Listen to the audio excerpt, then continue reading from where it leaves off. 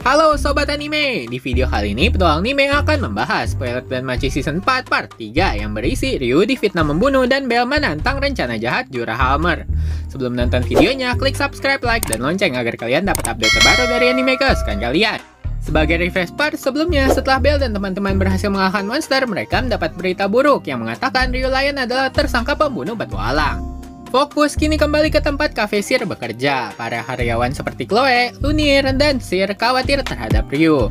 Di sisi lain, Ryu yang mengingat ingatan di saat dia bekerja di Cafe Mia mengaku biarpun bekerja di sana menyenangkan, dia tidak dapat melupakan dendam masa lalunya.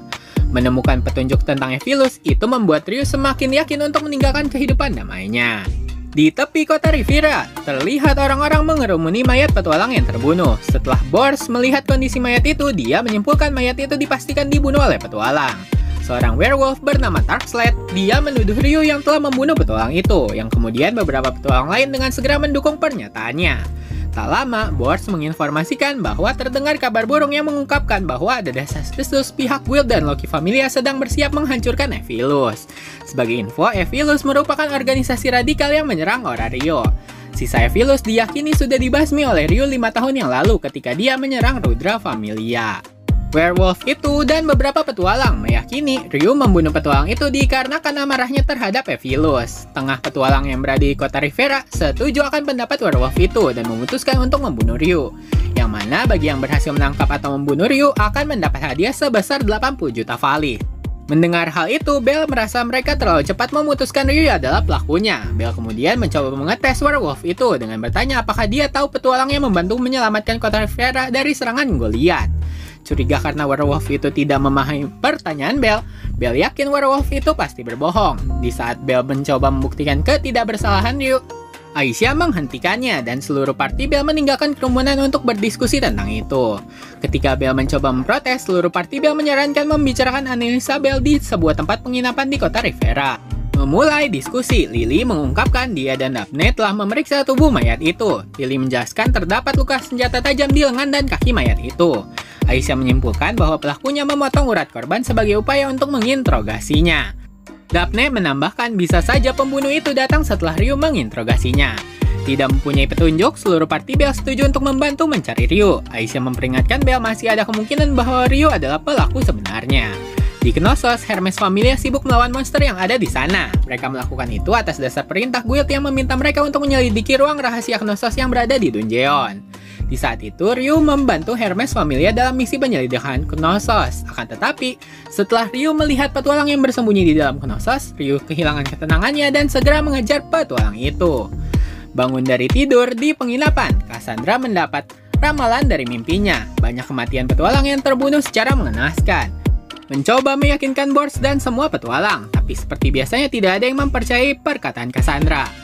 Melihat ketetapan hati Bell, Cassandra meminta Bell untuk membawanya juga agar dia dapat mencegah penglihatan masa depannya benar-benar terjadi. 3 jam setelah keputusan membunuh Ryu, setengah petualang Riviera lalu membentuk sebuah kelompok aliansi. Tidak mampu menemukan jejak Ryu setelah setengah hari mencarinya, memaksa mereka beristirahat di lantai 21. Di sisi lain, Cassandra masih berusaha mencari tahu apa arti ramalan dari mimpinya. Sebelum Cassandra berhasil berdiskusi dengan Bell, akan tetapi Bell segera bergegas menuju kelompok pencarian Ryu. Di permukaan, Hestia sedang membantu Mia yang sedang memindahkan barangnya ke markas Hestia Familia. Dikarenakan seluruh anggota Hestia Familia pergi untuk melakukan misi ekspedisi, Dewa Mia dan Dewa Takemikazuchi membantu menjaga markas Hestia. Sebelumnya, Hephaestus sudah mengirim Tsubaki untuk membantu, namun Tsubaki tampaknya mengurung diri di ruangan blacksmith milik Guelph. 4 dewa itu mengobrol tentang kemampuan ramalan Cassandra yang luar biasa. Tak lama datang surat dari Lily yang berisi permintaan bantuan untuk mereka. Kembali ke Dungeon, kelompok penangkapan Ryu melanjutkan pencarian mereka. Setibanya di lantai 24, tiba-tiba terdengar suara ledakan. Mereka semua kemudian bergegas menuju lantai 25. Para petualang menyimpulkan ledakan berasal dari lantai 27. Kelompok penangkapan Ryu lalu memutuskan untuk membagi kelompok menjadi tim penyerang dan tim pengawas. Bell bergabung di tim penyerang, sedangkan anggota party Bell sisanya berada di tim pengawas yang bertahan di lantai 25. Aisyah awalnya ingin ikut bersama Bell, namun dia dengan segera dihentikan oleh Bell yang meminta Aisyah untuk terus mengawasi werewolf yang menyebarkan rumor palsu. Sebelum Bell pergi, Lily memberikan jubah Goliath untuk melindungi Bell. Fokus kembali ke Ryu. Setelah melihat anggota Evilus berada di Knossos, Ryu tidak mampu menahan amarahnya. Ryu berjanji membunuh semua anggota Evilus yang dia temui. Di lantai bawah, tim penyerang dengan segera bergegas turun ke lantai 27. Sambil bertarung melawan monster dalam perjalanan, Bell dan beberapa petualang lainnya akhirnya sampai di sana. Tim penyerang kemudian berpisah menjadi beberapa kelompok kecil, yang mana Bell bergabung bersama Bors dalam kelompok 5 orang. Saat Bell mencari sumber suara ledakan, Bell justru menemukan sebuah lubang besar di langit-langit Dungeon. Beralih scene, terlihat Aisha mulai bosan mengawasi werewolf yang bernama Tarksled. Aisha berinisiatif menyeret werewolf itu untuk memperkosanya agar mereka menceritakan kejadian yang sebenarnya. Akan tetapi saran Aisha dengan segera ditolak oleh Haruhime dengan ekspresi malu-malunya. Tiba-tiba werewolf itu melakukan pergerakan yang aneh. Dia membangunkan 3 rekannya dan secara sembunyi-sembunyi berniat pergi ke lantai 27. Melihat hal itu, rombongan ekspedisi Hestia Familia memutuskan untuk mengikuti mereka. Fokus kembali ke Bell melihat lubang-lubang di langit. Kelompok Bell dan Bors bertanya-tanya tentang apa yang menyebabkan munculnya lubang itu. Tiba-tiba terdengar suara nyanyian datang dari suatu tempat. Menyadari sumber suara itu, Bell meninggalkan kelompok Bors yang dengan segera membuatnya bertemu dengan Marie, si putri duyung. Dengan bantuan Marie, Bell berhasil menemukan Ryu di tempat suara ledakan berasal. Terlihat, Dwarf berada dalam kondisi terluka. Bell mencoba memanggil nama Ryu. Suara panggilan Bell terhadap Ryu membuatnya sadar kembali setelah terbawa dalam keinginan balas dendam. Terkejut, Ryu bertanya mengapa Bell bisa berada di sana. Dan dengan segera, Ryu meminta Bell untuk tidak terlibat dengannya. Ketika Bell mencoba bertanya tentang Dwarf yang terluka, Ryu menyatakan bahwa orang-orang seperti dia memang harus ditinggalkan agar dibunuh oleh monster. Ryu kemudian berlari menjauhi Bell, akan tetapi Bell justru mendekati Dwarf yang terluka dan memberikan pertolongan pertama, serta membawa Dwarf itu sambil mengejar Ryu. Beruntung karena Maria bersedia membantu Bell, Bell yang pergi bersama kelompok Bors dengan segera mencapai ruangan lain yang menjadi sumber suara ledakan. Di sana terlihat beberapa tubuh petualang yang salah satunya merupakan petualang bernama Jura Halmer. Jura kemudian memohon kepada kelompok Bell untuk membantunya.